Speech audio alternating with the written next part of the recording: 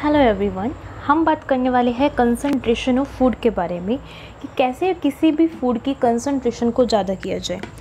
Concentration को ज़्यादा करने के लिए हमें नॉर्मली करना क्या है, जो भी हमारा फूड है उसके अंदर जो भी सॉलिड कंटेंट है उसको इंक्रीज़ करना है। तो नॉर्मली हम यहाँ पे लिखेंगे कि कंसंट्रेशन प्रोसेस के अंदर जो भी सॉलिड कंटेंट होगा फूड का वो हो जाएगा, बढ़ जाएगा। ठीक है, सॉलिड कंटेंट फूड का क्या हो जाएगा, सॉलिड कंटेंट फूड का कंसंट्रेशन के दौरान इंक्रीज़ हो जाएगा और जो भी फूड का वेट है एंड वॉल्यूम है वो रिड्यूस हो जाएगा।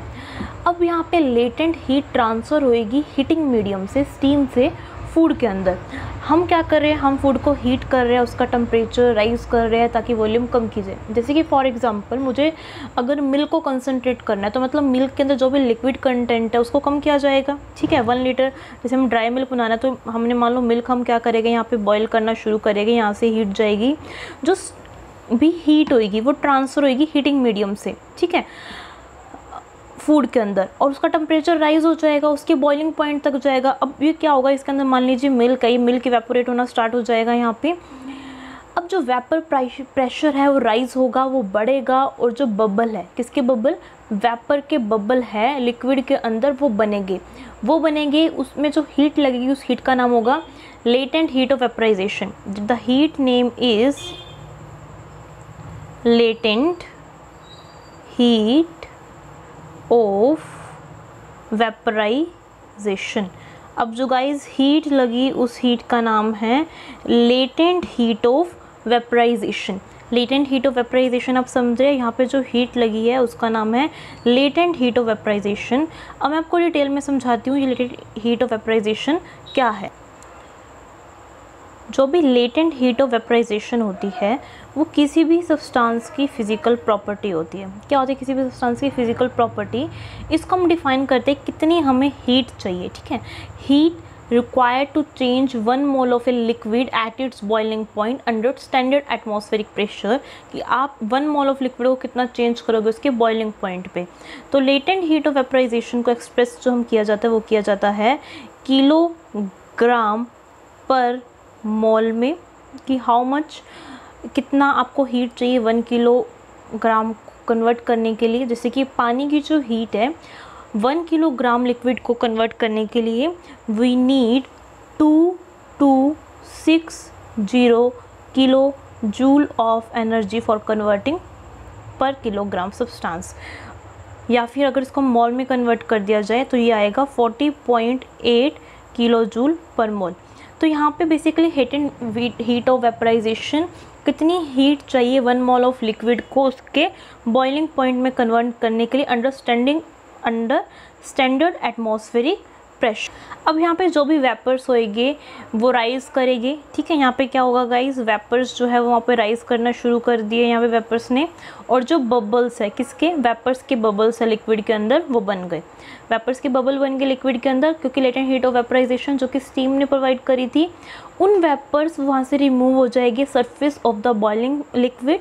अब जो कॉमन कंसनट्रेटेड फूड है इवेपोरेटेड, जैसे कि मिल्क का भी हम एग्जांपल दिया, मिल्क से ड्राई मिल्क बनाया जाता है।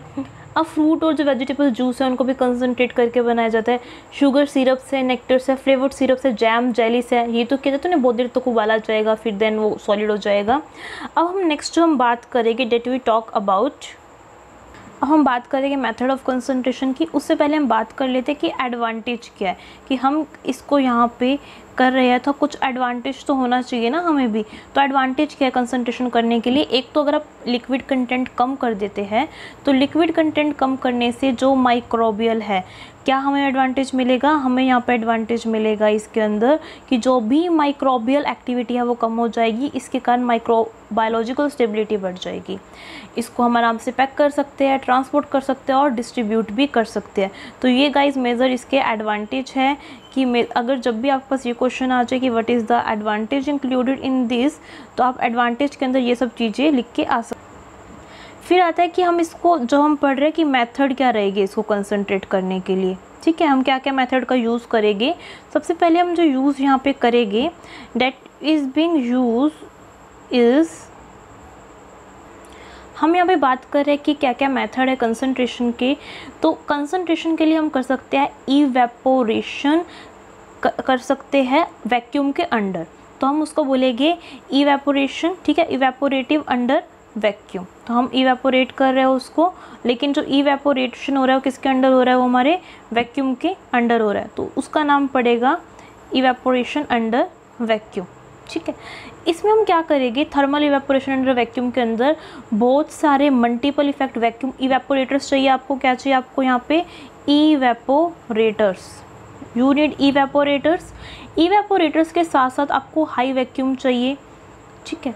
लो इवेपोरेटिंग टेम्परेचर, जो इवेपोरेशन टेम्परेचर होगा उन फूड्स का कम होना चाहिए, बॉइलिंग पॉइंट ऑफ जूस से कम होना चाहिए। और इकोनॉमिकल मेथड है ये फ्रूट जूस कंसंट्रेशन का। इकोनॉमिकल मतलब ज़्यादा इसके अंदर कॉस्ट नहीं आएगी। अब जो प्रोसेस है उसको हम अडॉप्ट करते हैं क्योंकि इकोनॉमिकल है, ऑफकोर्स ही बात है इकोनॉमिकल है, every company can afford it.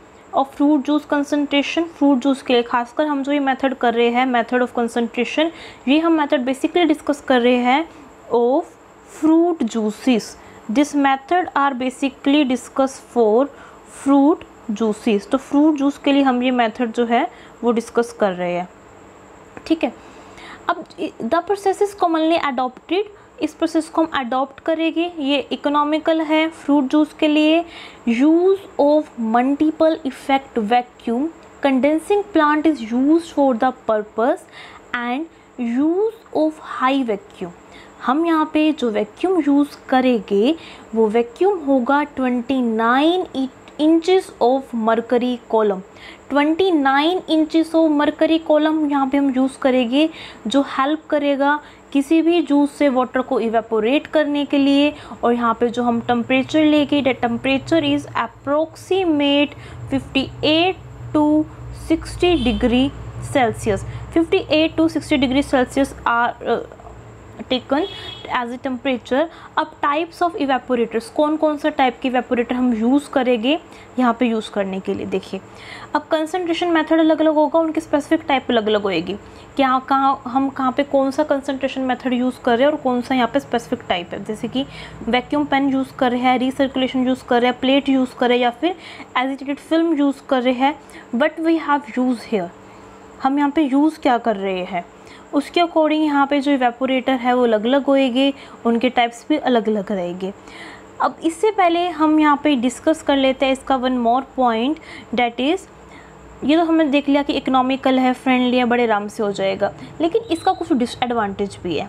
इसमें क्या होगा डिसएडवांटेज इसका, हम यहाँ पे अब बात कर रहे हैं इसके डिसएडवांटेज की, कि अगर हम इवेपोरेशन का यूज़ कर रहे हैं तो हमें क्या डिसएडवांटेज मिलेंगे। नंबर 1 डिसएडवांटेज कि यहाँ पे इवेपोरेशन हो रहा है, लेकिन इवेपोरेशन के दौरान लॉस हो जाएगा बहुत सारे वोलाटाइल फ्लेवरिंग कंपाउंड का, और उन कंपाउंड की हो सकता है न्यूट्रिटिव वैल्यू भी हो। तो major disadvantage is it causes loss of much volatile flavouring compound as well as the nutritive value. इसको बहुत सारे फाइनिंग एजेंट्स चाहिए, एंजाइम्स चाहिए, सेंट्रीफ्यूगेशन चाहिए जूस क्लैरिफिकेशन के लिए। हाई टेम्परेचर प्रमोट करता है oxidation of compounds in the juice, जिसके कारण केमिकल अल्टरनेशन हो सकता है। बहुत ज़्यादा हाई टेम्परेचर पे हीट करोगे, अरोमा और फ्लेवर कंपाउंड्स भी उसका डिस्टर्ब हो सकता है। तो ये मेन डिसएडवांटेज है इसका।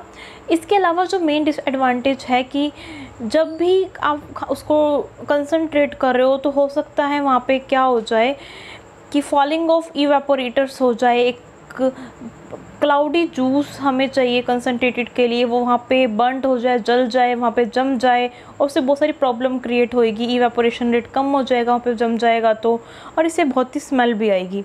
तो this is the major disadvantage, हमें इसको भी ध्यान में देख के चलना है, डिसएडवांटेज को भी। अब नेक्स्ट हम जो बात करेंगे कि हम बात करें कंसंट्रेशन ऑफ फूड की, हमने क्या क्या यूज़ करा। हम पहला मेथड हम पढ़ चुके हैं इसके अंदर, मेथड ऑफ कंसंट्रेशन के अंदर इवेपोरेशन, हमने इवेपोरेशन के बारे में पढ़ा, evaporative concentration under vacuum. Next हम पढ़ेंगे मेम्ब्रेन कंसंट्रेशन, वो हम पढ़ेंगे नेक्स्ट वीडियो में, डेट इज़ मेम्ब्रेन कंसंट्रेशन।